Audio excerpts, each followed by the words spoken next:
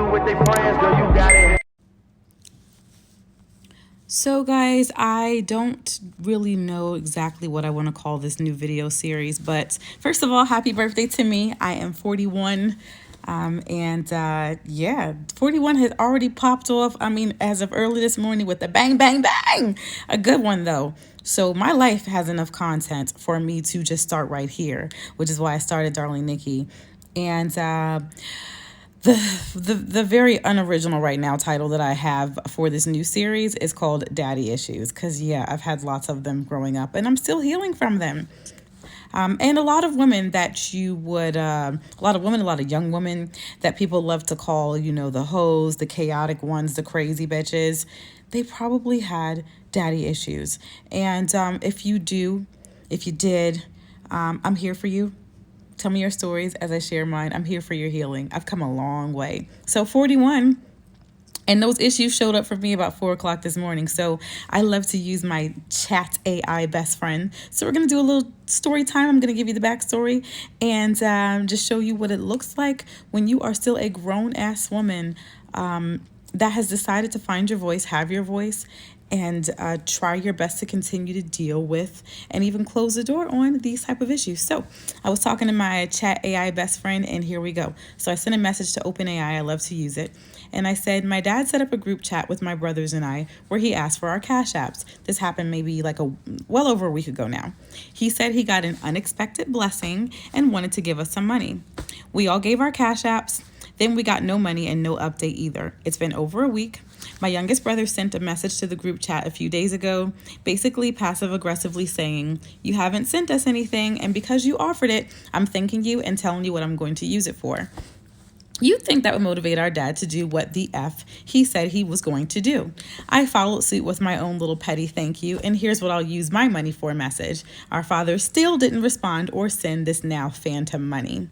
So I'm going to stop there and just say that when you are dealing with most women that have daddy issues have these issues because they were raised by a father who was a narcissistic abuser. I was as well. I am 41 today, and I can say just this is what it is. This is what it's been my entire life. These type of people will make grand gestures. They will promise you things. They'll promise the sun, the moon, the wind, the rain, the mountains, and give you nothing but dust.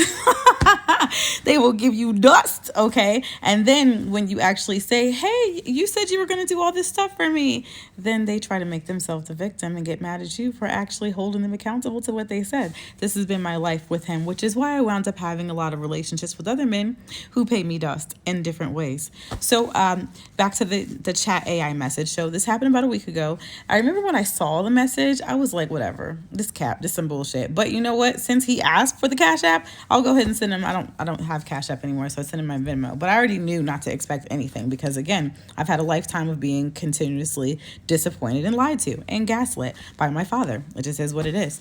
To a lot of people and to a lot of you who will come to my page to be nosy because you love Bishop Lawson and you think I'm just some, troublemaker, and I don't care. Fuck you. A lot of you think that he's an incredible, amazing man. And you know what? You're right, too.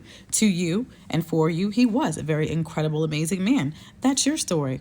It's not mine. It is what it is. We've had our highs and our lows. And for me and my life, there's been a lot more significant lows than highs that have caused a lot of significant lows in my life that I had to overcome. So back to the chat AI. So about a week ago, I also had sent him a separate message asking, basically, that it's cut off here. But I sent him a separate message, him and my mother, letting him know that I got cast to be on the biggest show of my entire life. Those of you know I've been singing and acting for a long time. Not no big time actor, but it's okay. I'm grateful for the opportunity to make a modest living for me and my 4 children alone, and I mean alone. The men don't help me. They made them babies and they out, including the last husband, although he's still in court crying, talking about how I stole his babies. No, he was an abuser, okay? And when I decided I wasn't going to take his abuse anymore, he basically treated me kind of like my dad did, like fuck you and them kids. So I have always raised all four of my children by myself. The blessing is your gift does make room for you. So my gift as a singer, as a speaker, as a writer, as an actor, as in a background actor, and sometimes having some decent roles in like small films and stuff, that has always kept me and my children afloat. So I auditioned for something, the biggest thing I've ever auditioned for in my life. And my son actually is the one who told me to do it because I almost didn't do it. I was so afraid. And I got it. So against my better judgment, I reached out to, I felt desperate. It's like, I want to take this opportunity. I need help. I reached out to a couple of people, a couple of girlfriends, and I reached out to my parents because I already put them on my flight passes. They have free flights through me, through my job. And I know that it's the summertime, so mom's not working. Dad's a pastor, so he doesn't have a job, and they're already traveling. So against my better judgment, although I haven't seen them in 2 years, and they also did not come to my daughter's high school graduation, I was desperate. So I texted them both and said, hey, this is the biggest opportunity of my life. I let them know what was at stake. And I'm like, okay, maybe that would, at least if there's the opportunistic part of my dad, maybe he'll respond to that. I really, really need some help. And if I'm asking them, you better believe I really, really I don't have any other options. And I still was prepared to get no or nothing. And that's what I got. They didn't even dignify it with the response. And again, this is the story of my life. I'll ask for something and not even asking for money because they ain't got it to give it to me. Just frankly, they just don't. And that's fine. It is what it is. But again, no response, no nothing. But what really got me was the next morning, I got a phone call from my mother with my dad in the background, them asking me to book them a flight somewhere. And I'm thinking to myself, I just asked you for help for something yesterday. I asked you guys, could you please fly to my house and come and take care of my kids while I go film, so I don't have to miss out on this opportunity. Like, come on now. How is that not messed up? That really hurt. As a matter of fact, I called my best friend crying about that. Like, oh my God, like I got reduced to a little kid again. So let me go to the next AI thing so we can talk about this some more. So moving on.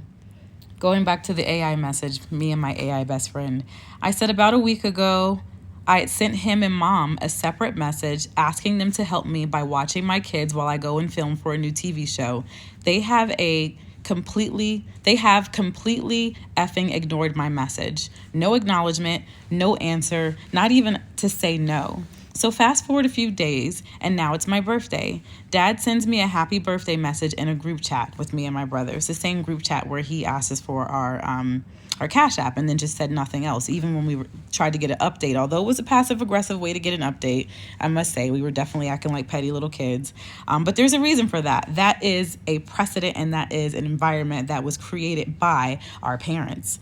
So, we're kind of in line with that. So anyway, Dad sends me a happy birthday message in that same group chat. I'm looking at it with a side eye like, WTF, yo, for real? You got to be effing kidding me. I want to rage out. That's the little girl in me. That's the hurt little girl in me that wants to rage out because I'm so sick of being lied to and gaslit. What the entire F should I say? Or should I just ignore it like he ignores me? So this is what my AI best friend said. It said, it's understandably frustrating to feel ignored and let down, especially by family. You deserve to be heard and to set boundaries, but responding with rage may escalate the situation unproductively.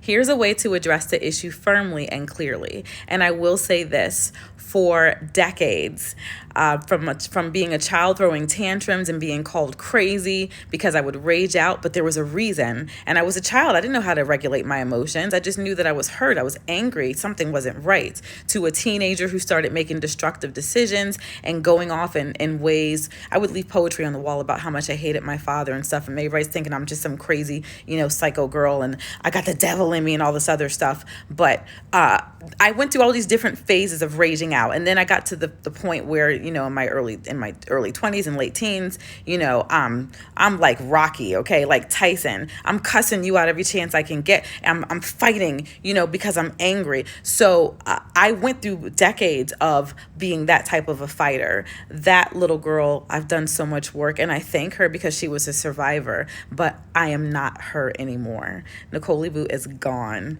I bless her, I release her, I love her, and I thank her because she helped me survive to be who I am today. I noticed that we would have this cycle kind of like those abusive kind of romantic cycles of the same cycle of abuse, basically, and things would get blow up, and then you separate for a while, come back around again in the same. So I got tired of that cycle repeating. So a couple years ago, I decided I'm going to stop the cycle. And when I stopped the cycle and I decided from now on, no matter what, I'm always going to respond from this healthy place that I decided to be in, that is when things began to be more and more no contact, and things have just, devolved to just no contact, which has been hurtful because me putting up boundaries, it was still, the goal was to set a precedence for things to be healthy. But when you're dealing with an abuser and you put up boundaries, their response is, if they don't want to get healthy and if they don't want to be accountable and make things better, their response always is going to be, who do you think you are?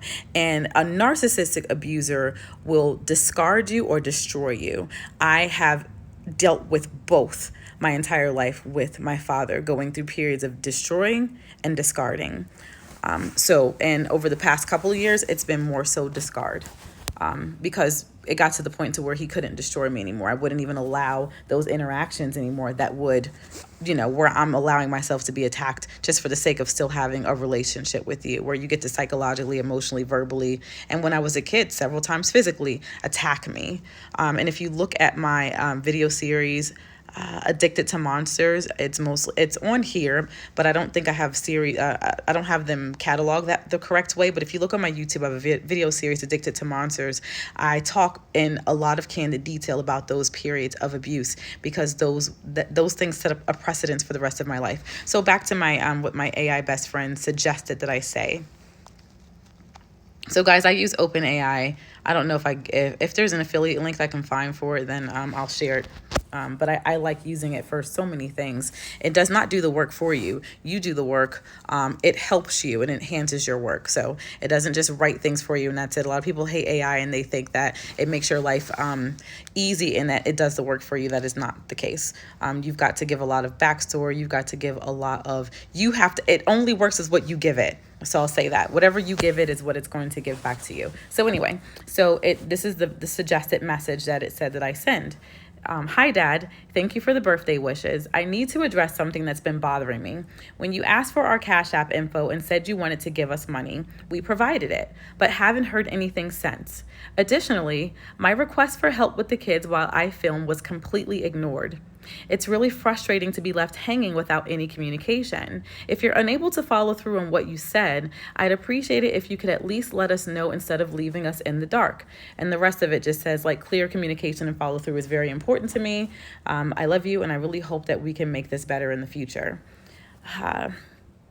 Let me tell you, when I sat with that, I had to go back to sleep. I was so full of anxiety, and I was reduced to being that little girl again who's afraid to speak up for herself because she's afraid that if she just expresses herself, it's going to be seen as me being disrespectful, me talking back, and I'm going to get smacked across the face. I'm going to get smacked in the mouth. I'm going to get told off. I'm going to get told, get a grip or grow up, or who do you think you are? These are all things that have happened every time I have tried to just communicate and express my needs my entire life. These are the responses I get. Get a grip. Physical responses, being physically violated, being told to shut up. I can't tell you how many times I was told to shut up. This teaches you that you are not worthy, that you don't deserve to be cared for, respected, heard. It teaches you that it's okay for you to be abused. It's okay for you to be neglected. And when these things happen to girls early in life, it's, like when you make a cake or a jello, all those ingredients that get settled in, you can't go back and take it out. It's very, very, very difficult, almost impossible. And it is very hard to undo that work, especially if it's been a lifetime of that work. So and it takes sometimes a lifetime to undo it. And that is a journey that I've been on. So let's go to the next screen. So it took me a while to build up the courage to send the message. Because again, I've had years and years of trying to communicate with my father. And every single time I am either ignored, which is discarded, or I'm attacked. destroyed, because this is what narcissistic abusers do. They discard you or they destroy you. One of the most significant times that this happened, I was with my first husband, and we still have a pretty decent mutual respect for each other, even though our marriage did not work out. And I appreciate everything that he's tried to remain, as far as remain being in me and, my oldest, our oldest daughter's life. And he was in school for psychology at the time, and he was just noticing a lot of things that were unhealthy about my family. And when he would notice it and point it out, and he tried to protect me from it, I would fight him on it. Not physically fight, but I was so enmeshed in it. And actually, if you go back to the D is for Donkey video series, you'll see that my ex-boyfriend's daughter, that was me. I would get upset and I would defend all the dysfunction because it's all I knew. And I knew at that time, as I was still a child in the mind. I was 19 when I married my first husband. So I would defend it because I felt like, this is my daddy. This is my dad. How dare you say that he's this or he's that, or that this is not right, because it's the only way that I do to have a connection. So I did start to take his advice, and I let him be. I was kind of his guinea pig a little bit. I remember him encouraging me, and it took me weeks to work up the courage to do this. But he encouraged me to sit down on our old compact Presario computer and send my father an email and just let everything out about, everything that I feel about him. And I remember when I finally brought myself to do the email, I was sick to my stomach because I was so afraid that I would hurt his feelings. And I was more concerned about him than me. And how I was more concerned about how, when I communicated, I didn't want to say anything that would seem like I was trying to tell him what to do. And I was so careful and thoughtful. I tried to be, but I needed to speak about how growing up, watching him and the way he treated my mother, how that really hurt me, how that set a precedence, just everything. So I laid everything out in this letter. The email probably would have equated to a 4-page letter, and I sent it. And I remember I never got a response. Weeks went by. Maybe even a couple of months went by. No response ever. So I'm thinking maybe he just never opened it. I don't know. And one day, and I know this was months later, as a matter of fact, because I kept thinking about it off and on. It was like this cloud in the back of my mind. Me and my first husband, we were going through the grocery store. And I remember getting a phone call from my father, and anytime he would call me, it would be like a really big deal. I'd have so much anxiety because that's how much of a connection we just don't have. And the very few times he would ever call me, it was a big deal. And it's like this excitement behind it, but then also this fear, because I don't know what I'm getting ready to get into. And your relationship with any of your parents you should be safe with them. Every interaction should not have you so just wound up in knots. So I answer the phone. I don't know if I'm going to guess I say hello. I just remember that my father, one of the first things he said to me was, "I got your little email." And I can't remember everything he said word for word, because I remember I disassociated. And I started getting good as a child with disassociating with forms of abuse and certain things that I felt like, and I knew I can't win this. So I'm just going to have to lay down and deal with this and just get through it. The first time I learned how to disassociate was when the guy who was a minister of music at his church began M-wording me and then R-wording me for a period of 2 years. They still don't take accountability for that. But that's go to my Addicted to Monsters, and you'll hear more about that story and how the truth came out about that, and just the way it just destroyed everything, and how to this day I'm held accountable for that. I was a kid, 14 to 16 years old. So back to the moment. I get the phone call. He says to me, "I got your little email," or something along those lines. I got your little message, or I got your little email. And I don't remember everything he said, but I know that he spoke for a few minutes. And the one thing that I remember him saying before I dropped the phone and literally just dropped to my grocery cart and started crying, like I was done. I didn't even hang up the phone. My ex-husband took the phone, and I don't know if he talked to him, hung it up, whatever.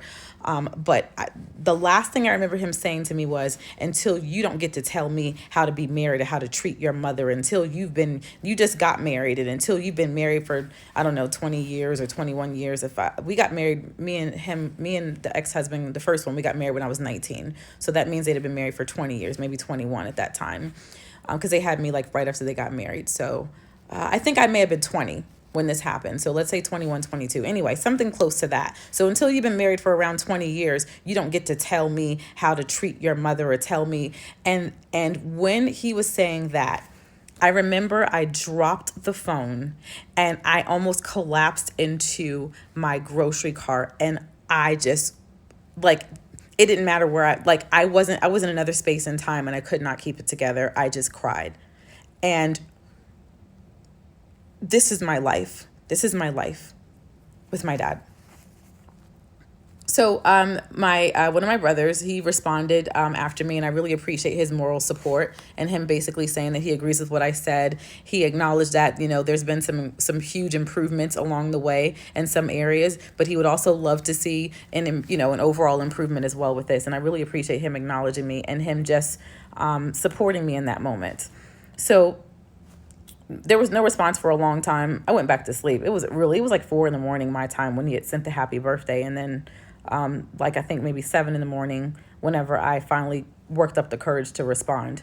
And I responded literally exactly with what I got. You know, that script was perfect. That was perfectly said, and it was perfectly stating exactly, you know, what I thought and felt. So it was great to be able to share my sentiment and then find a way that's so healthy to be able to express it without me injecting any extra emotion into it. So this is some hours later, this is my dad's response.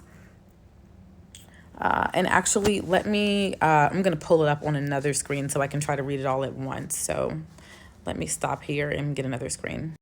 So I copied and pasted my dad's text message and I put it into Chat AI, and then I expressed how I felt about it as well, and trying to just basically keep it on topic. So this is his response.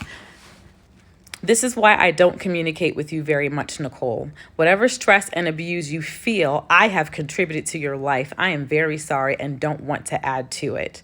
This sense of chastisement is what really bothers me about you. Mom and I received an unexpected blessing. We want to share a bit with you all now and again in a few months. The money has not hit our account yet. I don't feel we owe an explanation as to when it arrives, although we were expecting it last week. It seems like our love for our children has turned into correcting us. All right, let me stop it here and pull up another page so I can read the rest. I was hoping I can get it all on one page, but I couldn't. Okay, picking up where we left off. The money has not hit our accounts yet. I don't feel we owe an explanation as to when it arrives, although we were expecting it last week. It seems like our love for our children has turned into correcting us. I don't want to be in a position where I will ever be accused of abusing my grands, so I have elected to keep my distance for the sake of my love for them. That part is so confusing. I don't even know where that came from. There are many things that have been insinuated about me that are truly hurtful, but I love my family and want everyone whole. I am sorry there is an issue about our money that we have elected to share. Bottom line, when we receive, we still... Hold on, I got to pull it up a little bit more. So the rest of his message said, I am sorry there is an issue about our money that we have elected to share. Bottom line, when we receive, we will still plan to send and will do so every few months unless you prefer we do not. Take a breath. Like one of my favorite YouTubers says, shout out to Dawson. Maybe he'll read this. Maybe he'll watch this and respond. I hope. I'm a big fan. I love the way that he covers a lot of just church issues that need to be talked about. Whew, take a breath. I certainly had to take a breath when I read that. I read it a couple of times and I just said, you know what? Let me take a breath. Let me breathe. This seems like emotional manipulation and trying to drag me into a space I don't need to be in. And it brought up things that were just all over the place and had nothing to do with this. And some of it just completely made no sense at all. I don't even know what butt cheek did you pull some of this out of? I've never accused you of abusing my children. And my children have nothing to do with this. That part was confusing. Okay, let me just take a breath. Let me try my best not to trauma bond or trauma response. And let me think about this. And I put the message back into Chat OpenAI as well. And I expressed, okay, this is what was said. This is how I feel. But this is the this is the expected, bottom line. Like this is my expected outcome, and I look for some suggestions on my response. So I responded, and I feel pretty satisfied with. And I wanted that fight or flight definitely kicked in, and a part of me wanted to just say, you know what, just F it. I'm not saying anything else. I'm not going to say anything else. But again, we are overcome by, if you're a Christian, and I grew up Christian, and there is a scripture that is really important to me. It says we are overcome by, the first part I think can be kind of scary if you're not, so I'm not going to say it. But if you're a Christian or you read the Bible, you understand that part. But the second part is the most important part for me, by a certain sacrifice, but also by the word of our testimony. You cannot be overcome without using your words. You have to. And the church tries to get us women to shut up all the time, be silent. But being silent and continuing to take this type of treatment, it does a disservice. It did a disservice to my mother. It did a disservice to my Nana. It did a disservice to my great aunts. It did a disservice to me for a long time. And I'll be damned if it continues to do a disservice for me and for my daughters and for my son and my children. No, we're overcome by, we have to use our words. They teach you that. They teach you that in elementary school. You got to speak up. You got to use your words. You got to use your words for everything. You got to tell the truth. And whatever life you have is a direct result of your thoughts, your words, your actions. Whatever you want, you have to ask for it. And you also have to be willing and brave enough. And that has been difficult for me, to set boundaries. And especially with the people that think that they deserve a certain place in your life just because of DNA or anything else. No one gets to earn the right to mistreat you, no matter what. And just because you decided to have sex and to create life in this world does not mean you own it, and it does not mean that you have a right to violate it. You don't get to do whatever you want to do with a person just because. I'm not property. And I'm not even a child anymore. And even if I am, children, it's your responsibility to treat children like human beings, to validate them, to listen to them. Children and parents, we're supposed to learn and grow together from each other. All right, let me reel myself back in. So here's my response. Dad, thank you for explaining the situation with the money. I appreciate the update and understand now that the funds haven't arrived yet. My frustration isn't just about the delay, but more about the lack of communication. A simple update would have prevented any misunderstandings and stress.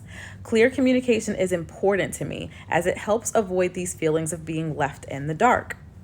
Regarding my request for help with the kids, it was disheartening to receive no response.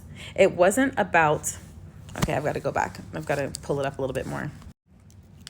So here's the rest of my message. Regarding my request for help with the kids, it was disheartening. Oh, shoot, I got to make sure that didn't show. It was disheartening to receive no response. It wasn't about chastising, but expressing my need for support and reliable communication. I hope we can improve our communication to prevent misunderstandings and hurt feelings in the future. I love you, and I want to create and maintain a positive relationship. That's all I have ever wanted, is for us to finally create and maintain a positive relationship. And I've always wanted for him to be willing to do the work to make us whole. So for the next couple of minutes, you're going to take a journey with me going through a parallel conversation I was having with one of my siblings about the situation. Just kind of gives you some more insight into my experience as a child, as an adult child of a parent who was a narcissistic abuser.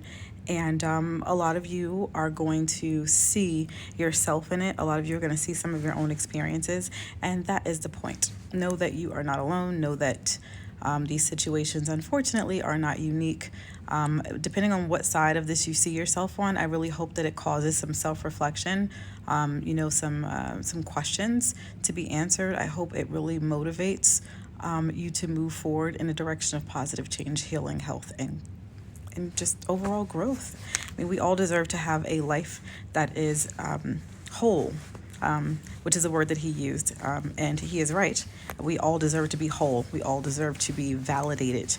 We all deserve to be in relationships that are healthy, and it requires work. It requires allowing yourself to be chastised, for a lack of better words. It requires considering the fact that you might be wrong, being willing to humble yourself, admit your flaws, face your demons, apologize. Wholeness it doesn't happen just by being quiet. It doesn't happen just by saying I'm sorry. It's work. Healing and growth is work. So here's to doing that work, right? So, last part of the journey that we're going to go through on this video is the parallel conversation, like I said, that I was having with one of my brothers. I'm really happy that our relationship has evolved. When I decided to go no contact with my family and shut the door, and unfortunately, as you can see, I had a relapse. And you know what? That happens. So I give myself some grace, and I readjust and realign and move forward and in that same direction, a direction that's good for me and, my life, my sanity, all that. But it's a hard decision. No one, I think, decides to make those type of decisions lightly. It's something that is typically contemplated for a long time. And typically, when you're in a healthy space and you decide to close the door on such relationships that should be some of the safest, closest ones in your life, it says a lot when you have been when you have to face the reality that may be the best option for you. It's not easy at all. And one of the hardest parts of that was me and my youngest brother knowing that I was going to have to at least temporarily sever that relationship.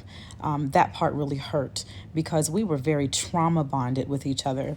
But I realized that our relationship, the previous relationship that we had prior to what it has evolved to become, and it's still evolving to become, and I'm really grateful about that he's willing to do the work and that we're both doing it together with our relationship. So I can't thank him enough for that, because it was really hard to have to make that choice that, for now or maybe never, we're trauma bonded and this is not healthy. It served its purpose for a while because we both needed to survive something, but that's not who I am anymore. And I need for our relationship to evolve and to fit who I am now. And I tried to make some of those attempts. And if you're paying attention to some of our interaction, you'll see some remnants of that and some of our interaction back and forth in this conversation. So I said, this is so frustrating knowing that if I do say something, it will just get ignored like everything else, or he'll flip the switch and make himself the victim. So then my brother said, you should comment thank you to Dad, basically saying thank you for the happy birthday, and then throw in something about Cash App. But like we sent you our Cash App, just follow up. Laugh out loud. F it. Be a G. Doesn't be a gangster. I'll go in with you if needed. Shoot. I don't GAF. Gang gang. So I said LMAO, left my L. It's 5:03 a.m. here, so I'm not going to respond for several hours. And honestly, I'm still vacillating back and forth if I want to reply or just give him what he typically gives me. Pays me dust. That would be the just thing to do. And then I went on to say, and then if I do respond, I have to respond honestly. I can't lie to myself or him or just be like, thank you. That's not me anymore. So then he said, haha, okay. If you choose violence, I'm game. And then I put out this little kitty cat riding and I said, we ride at dawn. And then I went on to say, which you can't really see it at the bottom, actually, he chose violence. So I responded and I said, actually, he, as in our father, he chose violence. But I've been conditioned all my life to just accept that hit in the gut, suck it up and keep it moving. But I'm not that person anymore. So then my brother said, ha ha ha, let's do it on violence. And then he said, like his ass act like he can respond when he wants. Like his ass act like he can respond when he wants. That's kind of like when you're texting as if we're talking to each other, certain colloquialism and stuff. I'm trying to interpret it so that you can understand what he's saying. So what he's basically saying is he acts like he can just respond to us whenever he wants. So, excuse me. I went on to say, yep, and that's cool. He can. And for every action and inaction, there is an equal consequence. The issue with Dad is that he doesn't have enough fuck around and find out moments because he surrounds himself with bootlickers that won't hold him accountable for his bullshit. So my brother had made another comment about, the money that, the random, unexpected, blessing, phantom money. And I responded basically saying that I was talking with a therapist about, how that. So we're going to skip that. Okay, so I at this point I had decided that I was going to send it. So I said I sent the message. I feel like a terrified little girl who's in trouble for talking back to her parents. My brother said, I co-signed, so you're not alone. Clearly, they're not going to respond or take accountability, but it was well written and respectful. And then he said, but I don't want them. I don't want them to think that it's just you, because it's not. And I showed some appreciation. So I said, I don't want my kids to have these personal emotional issues when they're 41. And then I told him I appreciate your support.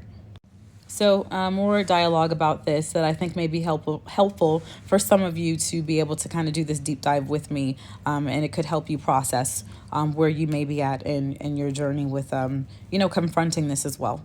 So I said I'm fully prepared for them to still think it's all me being so full of drama and somehow being a bad influence on you. I don't care anymore, though. I got to be authentically 100% in my truth, so it is what it is. So if you have learned anything about narcissistic family systems, you know that there is the narcissist, there are the flying monkeys, there's the enabler.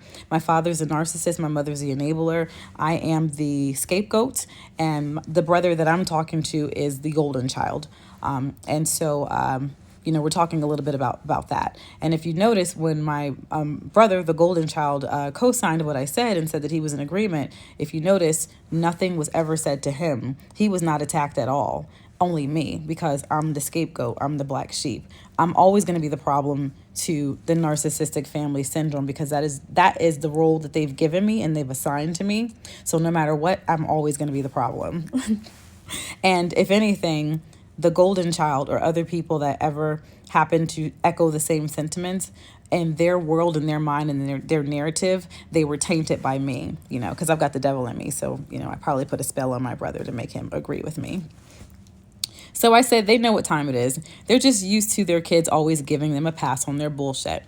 But I shouldn't be in my hotel room having full-on anxiety because my dad sent me a bullshit-ass text message like there's no issues on the floor to be addressed.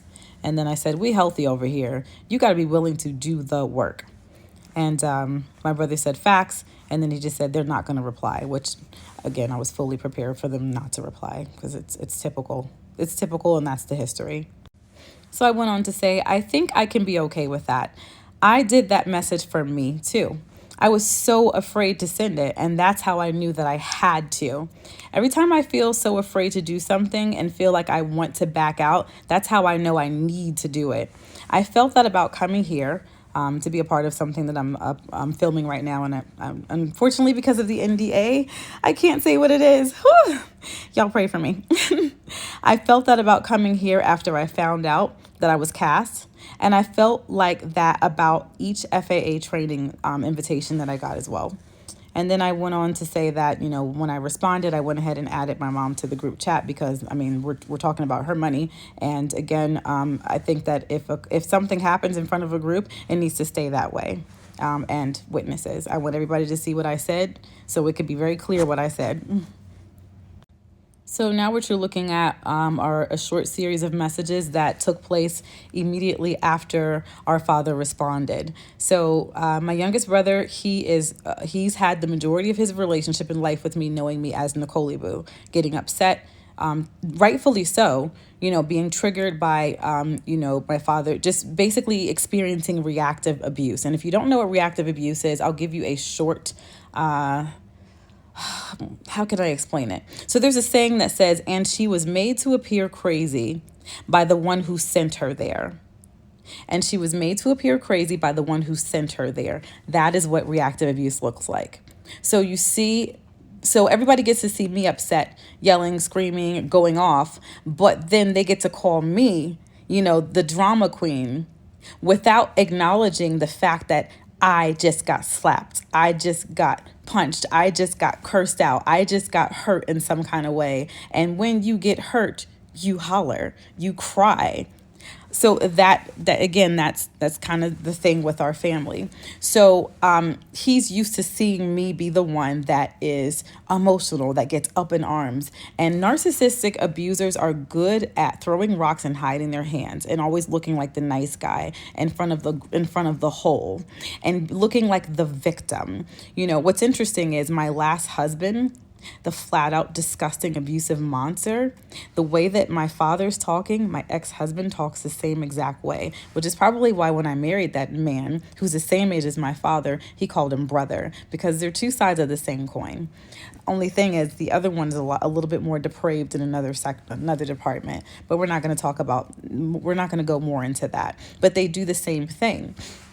There's a certain phenotype at play here that's it's copy paste. It's that. So my brother was responding to the message that we've already went over that my dad sent back to the group to me, and he said, "Damn, that was all over the place." And he said he chooses to keep his distance. I'm sorry, sis. Don't even reply right now. So he's trying to urge me not to reply because he's still, there's more history of him knowing me as Nicole Boo and not who I am today. So he's really concerned that I'm just going to pop off. So he's like, don't even reply right now, because his reply was solely about the Cash App and not failure to never communicate and ghost inquiries requests. I think what he was saying was, I think what he was trying to say is that his reply was not about what the topic at hand was.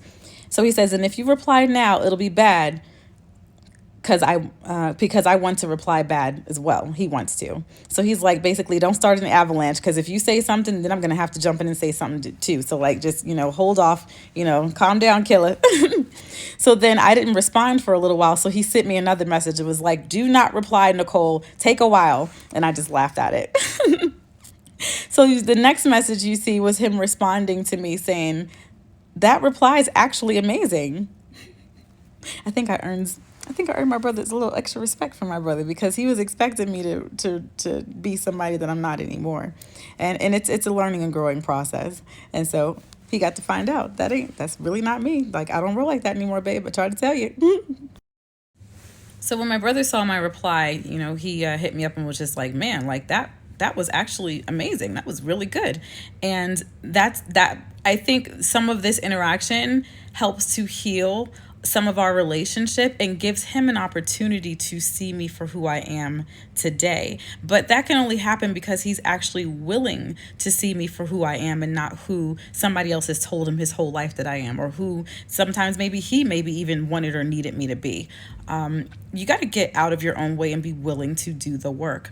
And so, and I think that was pretty awesome. That gave him an opportunity to get to know more of me and to also experience some of the things that I've experienced, and be willing to have more of those conversations about the journey that he and I have both been having to go through in order to try to deal with our trauma. And some of the journey he's on, I've already been on that. And so I'm hoping that as we continue to evolve out of that place of just being trauma bonded, we get to continue to meet each other in a more healthier space as it pertains to just this and our life as a whole. So that's what I think this interaction this morning did, and I think that's a beautiful thing. All of this, I will say, on the morning of my birthday, it's all good, honey. It's all good. It gave me clarity. It allowed me a chance to demonstrate my growth, and that's a beautiful way to wake up as far as I'm concerned. Instead of me waking up, seeing the messages, and literally have like some sort of a meltdown or just be upset. Like, it's all good with me, honey. So after he complimented me and was just like, man, like, I think that impressed him, and that gave him a chance to be like, okay, wow, okay, this is who you are now. He doesn't get a chance to see that. So I think that's awesome. So I said, I'm good. So he was just saying again, like, he's really sorry about, some of the things that were in the message. And so my response was, I'm good. I'm not Nicole Boo anymore. That little girl was a survivor. I thank her and I love her. But she's gone. She's been gone for a pretty long time. I'm actually glad he responded. He sounds just like my narcissistic, abusive ex-husband and so many other exes that I got with. This is good for me to be able to see that the source of so much of my dysfunctional and abusive relationships and etc. was because of him. This is the origin, and this helps me forgive myself even more. Another message that my brother had said was, it doesn't matter. He's not going to respond. He's too emotional, he's not capable of, I think, being able to be more emotionally present or something along those lines. And I said, he's so very capable. He does it for those he respects on a regular basis. The issue is, and let me try to pull this message up some more. So I said, he is very capable.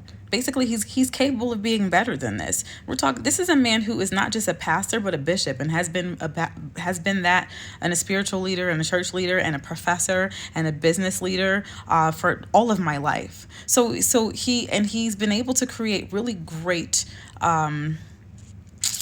relationships in the public. He's been in the press in different places. This was a person who served in the military. He was a military leader. He had rank. So these people know how to behave in places that they think deserve it. The issue with people who are narcissistic abusers is when it comes to their women, when it comes to their children, when they're all their subordinates. They are extensions of them. They own you. So how dare you expect or even try to demand that they treat you with dignity and respect? That is the issue when it comes to people who are abusive. They dehumanize you, and you have no rights, no value to them. You are only if you are someone that they look at that should be of use to them, and especially their women and children, we are only supposed to reflect back good to them. We are only supposed to make them feel good about themselves. They have wives and children only to feed their need for a constant narcissistic supply. They are spiritual vampires. So how dare I chastise him by asking him to treat me with some respect? So let me go back to my message. I said the issue is I am beneath him to him. Property, and not worthy of autonomy and respect. This is how narcissistic abusers view their children and families, as extensions of themselves, not real human beings deserving of respect, care, etc. That's his problem, and I stopped making it my problem years ago. And so then my brother went on to say, no, it was a great response, not gonna lie, but I don't see him replying because you wasn't hostile and it was actually accurate. I don't really like that actually part, but whatever. Baby steps, baby steps. But he's right. I wasn't feeding into it, and I wasn't responding the way that I used to back in the day, where now we're in each other's faces and we're just attacking each other and we're, just fighting. I gave him what I wanted. I show up to the world and I show up to people exactly the way that I expect them to show up to me. So now the ball's in your court, because I'm not playing ball your way. So you're either going to step up correct, or you're just going to step the F off. And, we have it in black and white. He chose to step off because he don't want to step up. It hurts. It's probably never going to stop hurting, but I've been in therapy for a couple of years about this, and, I've come a long way, and I'm at peace. So we had a little bit more conversation. I said, and him being blamed for ever abusing my children is such a wildly insane cop-out. He chose to disconnect from his grandchildren out of pure disdain for me. And I'm so glad he finally admitted it. Like, neither my brother or I, we have no idea what the hell he was talking about. Like, that came out of nowhere. Like, that didn't make any sense. Like, no one's ever accused him of abusing my children. He's never even had a chance to. He says, so my brother said, him saying he keeps his distance from your kids is wild, though. Sorry, that's disheartening AF. I hope he didn't mean that, honestly. And I said, he's trying to argue and fight with a little girl who doesn't exist anymore. I can't see the rest. Hold on. So basically that message said, he's still trying to argue with this little girl who doesn't exist anymore. That's his issue, not mine, that he doesn't want to address me as who I am today. So then my brother said something, when our father said that he keeps his distance from our children, he said, that's wild, though. And I said, it's textbook abusive behavior. So basically, if I won't fall in line with him and his bullshit, then it's fuck me and my kids. And that's been the story of my life with the fathers as well. Because when I decided to become more whole healthy and expect that the relationships in our family dynamics would be that way, that's basically what I got told. I mean, and why would they treat me any different? That's how my father treated me. That's the vibration that was already there. So how dare you expect that I'm actually going to be a father and a healthy person and not be abusive to you or toward our children? F you and them kids. That's what I got from my dad. That's what I got from my children's fathers. So my brother just said correct. And then my brother went on to say, I hope he didn't mean that, honestly. But I mean, you say what you mean. You mean what you say. So I said he did, and I'm glad that he said it. So then my brother's still talking about my responses, and he's like, "Damn, those responses was good though." So we chatted a little bit more. I skipped ahead a couple of pages, and my brother's still expressing his disbelief in some of the things that my father said in his message back to me in front of, basically all five of us at this point, both of my brothers and my mom. And by this time, my mom, she texted my brother and was like, "What's going on? What's the problem?" And then she texted me separately and just said, "Happy birthday. I'll call you later." And that was it. So she's going to probably try to clean up my dad's mess, and I'm not going to allow that. No, it's a no. So this was an eye opener for my brother. I don't think that he ever, when I was younger, at least not to my face, he never invalidated any of my concerns, but he is considerably younger than me. So the father that I had may not have been the father he had. So I think it's been hard. For the first half of our lives, it was very hard for him to connect with why is there an issue between his father and his sister, and me even leaving the house as abruptly as I did and trying my best to stay far away. He doesn't have much of a point of reference until he started to become more of an adult and we started to have our own adult relationship. And when I would tell him about my history, I think a lot of it was really hard for him to accept, because this is probably a different person, until he started having some of his own issues with him as well. So by this point in the conversation with my brother, he is trying to grapple with everything that he read that our father texted to me, but in front of the group. And some of these things were just really kind of shocking to him, just like, and he was saying to me, like, "Okay, obviously you got the worst of it." Like, he just kept saying, "I'm really sorry." And I really hope that he didn't mean some of the things he said. And so we started to do a little bit of a deep dive into some of the history again.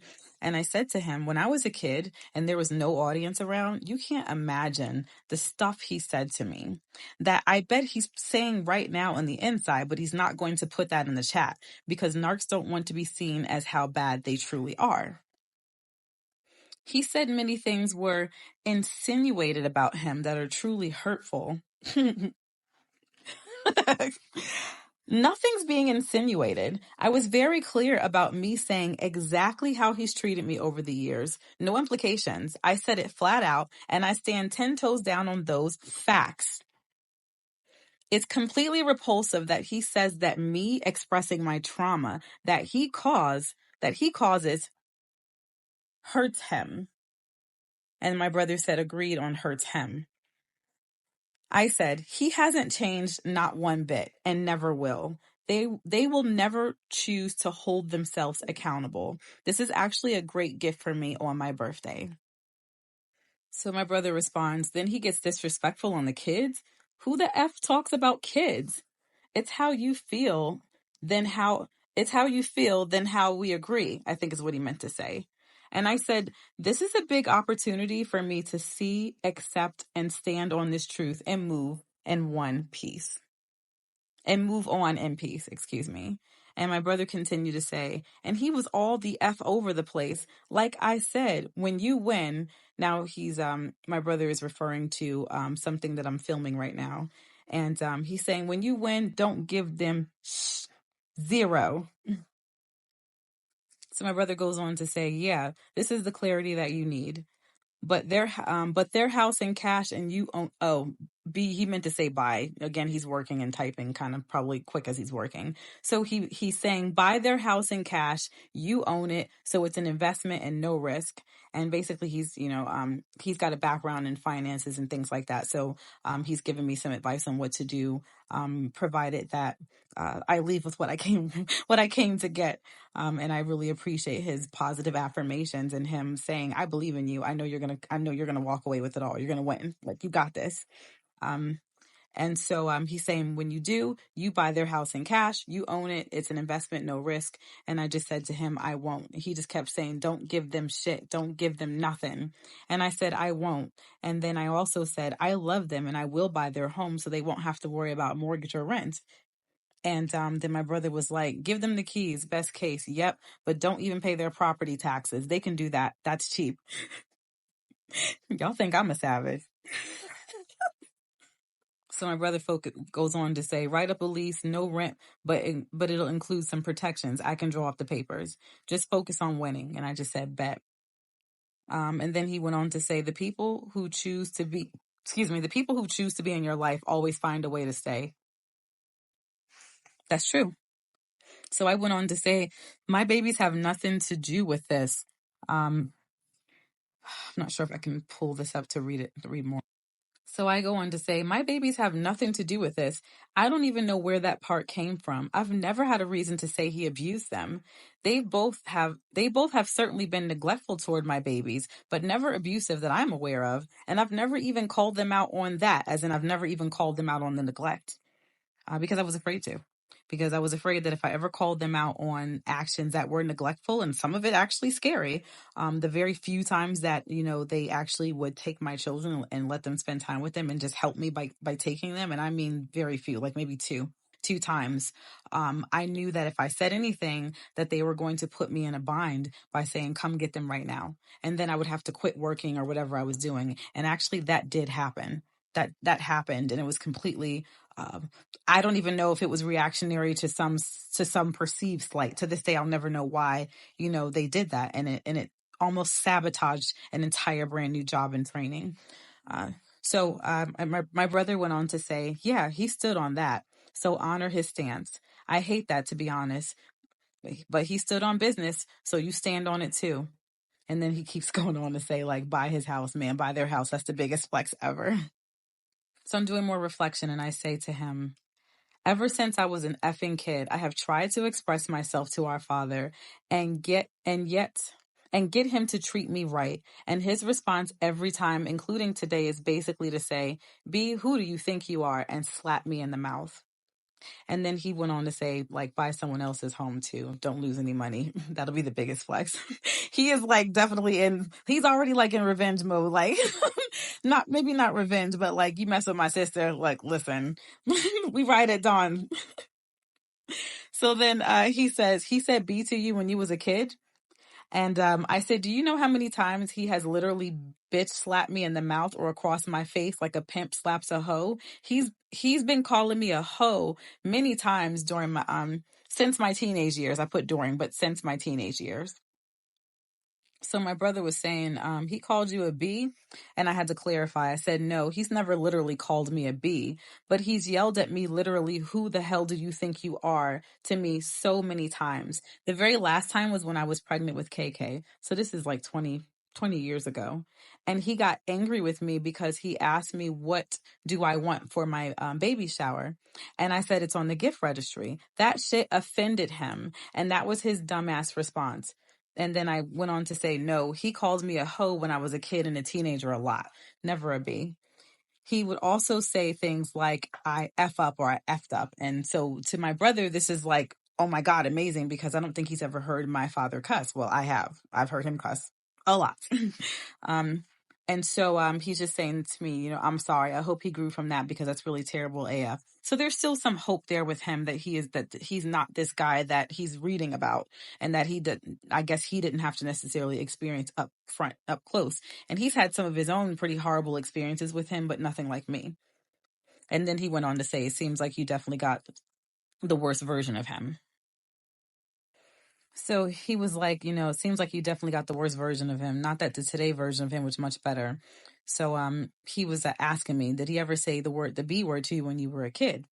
And I said, the day I got suspended from school for bringing a weapon because those girls were jumping me, he said to me, you really effed up now. And he literally beat the SHIT out of me, like literally the SHIT out of me. And he kept throwing me around the house, like Dre, my ex-boyfriend, wound up doing to me years later. He was my first domestic abuser. Those other men just followed suit. So I will say this, when I was a junior in high school, I was the class vice president, and I had been there for a year or two, and the entire time I lived in this town, and like lots of different towns that I feel like we just had no business being in, I was bullied so much when we left Jersey and moved to Oklahoma, because I did not fit in with like almost any of the Black girls in a lot of these towns that we went to.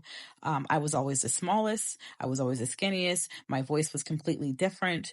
Everything about me was different, and I didn't fit in with the whites because they were racist as hell. I didn't fit in with the blacks because the black girls hated me and they bullied me, and they made fun of how I looked. They called me crackhead Barbie. I need to eat a pork chop sandwich. They were so mean and spiteful and jealous, and everywhere I went, it was hard for me to make friends. And in the beginning, I took being abused. So now I'm being abused at school. I'm being abused at home. Around the time of my junior year, I had this change in me to where it's like, okay, I'm fighting back somewhere and I can't fight back at home. So I'm about to be really like, the girls, they would do things like knock into me, like push me into my locker and then say, excuse me, as if, it was horrible. And every time I told my parents and I told the teachers, nobody was doing anything. So it got to the point to where, they started to get emboldened and get worse with it. And that's just the environment that we were in for whatever reason. They took joy in being like that to people that they thought that I think they just hated. They were just jealous. And once it got to the point to where they would gang up and do things to me, and then I knew they were planning on jumping me, to this day I still don't know why. Sometimes I would talk smack back, and because I was pretty intelligent and had a very, I think, a more advanced vocabulary. And I'm not saying that to be shady, but New Jersey's education versus Oklahoma's, you're talking about number 1 to number 48, literally. So anytime I said something, it was always going to be a problem, because if I clap back, like, I eviscerate you. So that made the bullying even worse.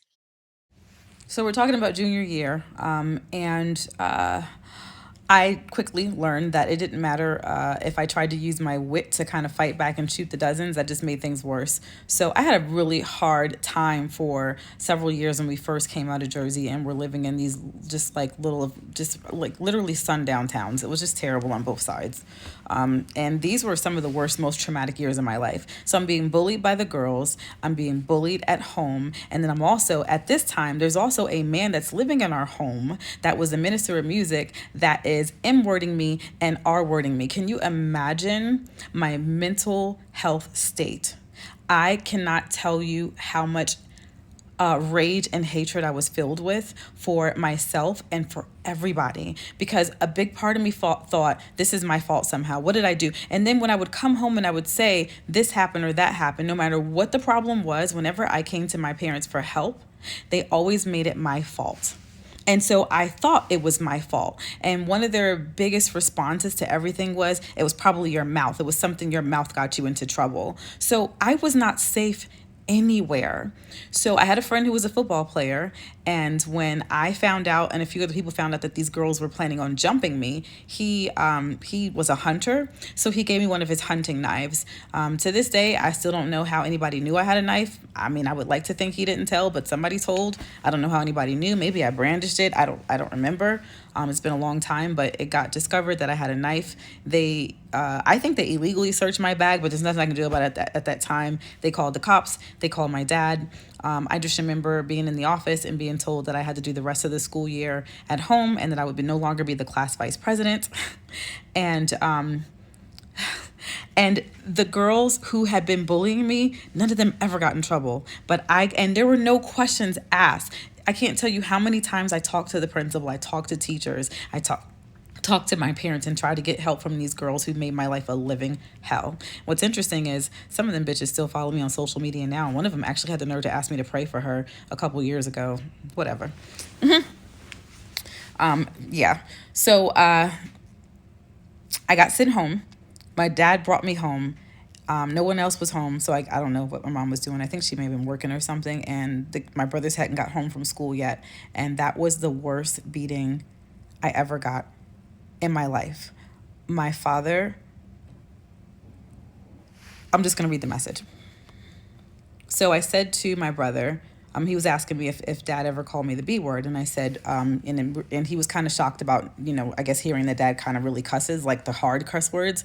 And I said, the day I got suspended from school for bringing a weapon because those girls were jumping me, he said, you really effed up now. And he beat the literal SHIT out of me. And he kept throwing me around the house like Dre would wind up doing years later. He was my first domestic abuser. Those other men just followed suit. And then my brother just said, Lord Jesus, have mercy. And then, mom's texting. So I go on to say, I've tried to have these talks with him, and I've asked for therapy with him, and he keeps choosing to see me as trying to chastise him rather than it being what it is, me asking for our relationship to be made whole. So my brother says, another frustration. And then I'm responding to his message that said, seems you definitely got the worst version of him. And I said, I did. I'm just so grateful that I broke the cycle, because the way I was going before I learned more, this could have been me and KK, my oldest child. I could not live with myself if my babies hated me. So conversation's almost over. At this point, we see that our father is not going to respond. He has not, he's probably not going to respond, because what the only thing that you can say to my last message is something healthy, and that's something he refuses to do. So there's that. So my brother said, also playing devil's advocate, I think going forward with mom and dad, you may need to stop. You may need to stop airing things on podcasts and books, etc., if you want them to open up, especially dad. Just a thought as well. Just a thought as well on getting some progress. So I heard what he said. I validated it, and then I gave a couple of my responses verbally because it was too much to type. So I'll share that, and then I'm gonna close out this episode of a series that I don't have a title for. So you guys tell me, what would you name it? Hey, so my hands are getting a little tired. I respect your position on that.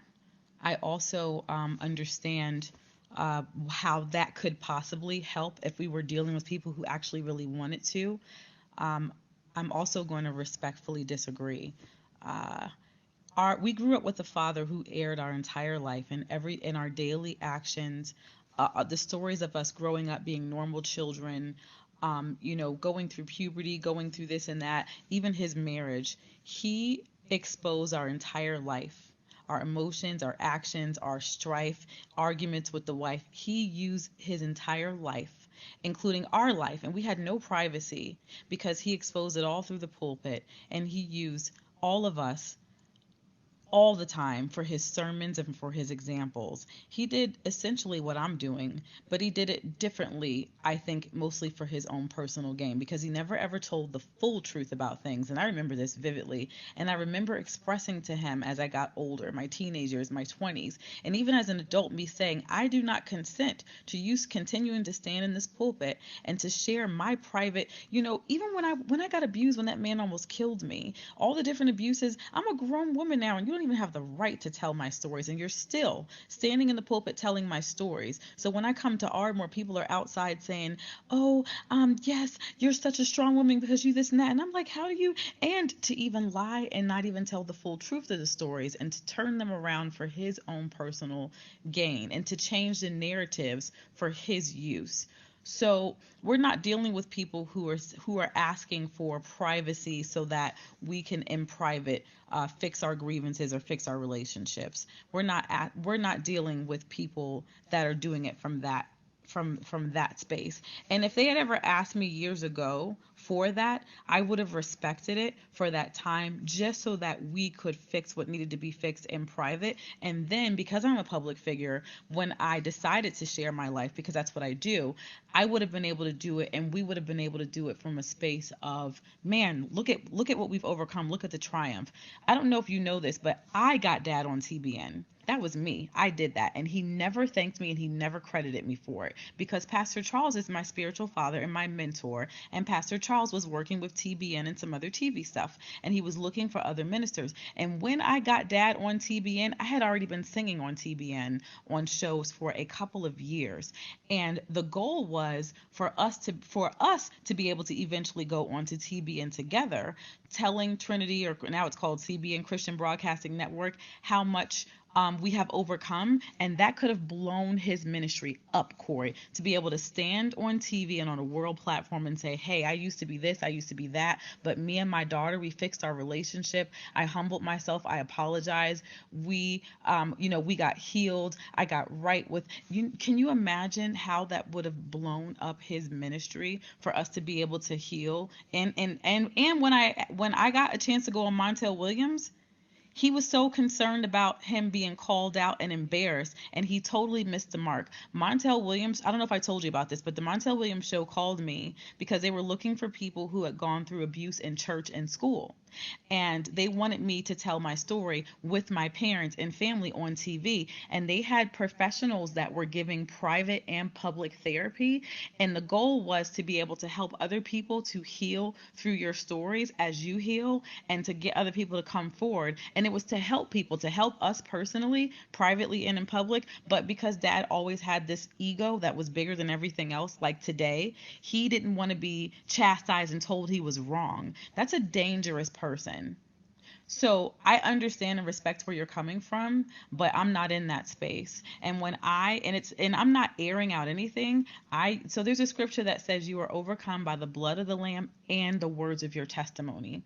That second part is so important. And a lot of people in church, when it comes to women, they want to try to ignore that part and tell you to shut the fuck up. You cannot be overcome without both of those things, the word of your testimony. So my platform as a public figure, as a speaker, as a writer, as an author, it's not about airing out dirty laundry. And furthermore, if anyone doesn't like the way that they sound in my story, they should have chose to be a better character. That's not my fault. So I am overcoming for myself, for my children, and for all of my fans and constituents and people that I'm mentors for by sharing the word of my testimony. It's bigger than them. And again, this is another reason why I blocked all of them, because they don't need to be they don't need to be on my website, my podcast, my books, anything else, unless they're trying to come from in a different space. Otherwise, they're just going to hurt themselves. And I also made that very clear a long time ago. I am going public with my life, every part of it, the good, the bad, and the ugly. And if you don't want to be upset by it, you should probably stay off my stuff. So that's on them, you know.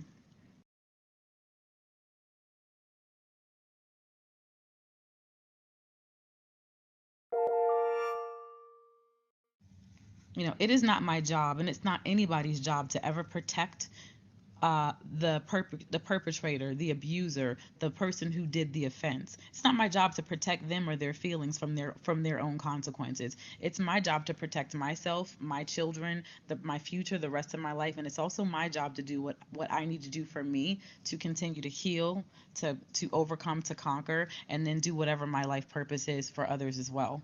You know, so hey, if it offends him or hurts him, that's not my problem. I'm not gonna make it my problem. It's not my fault either. That's their choice.